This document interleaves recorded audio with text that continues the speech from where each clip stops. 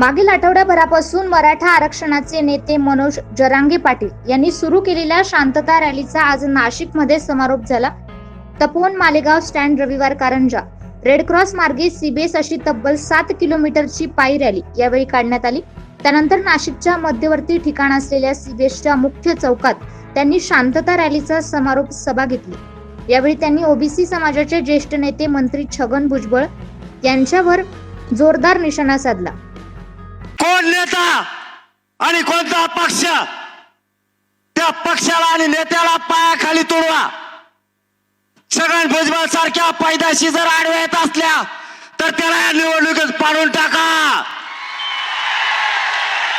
हा येवला होय, मला वाटलं काय तुमच्या येवल्याचं ह्या वेळेस नाव पवित्र होणार आहे, काळजी करू नका तुम्ही.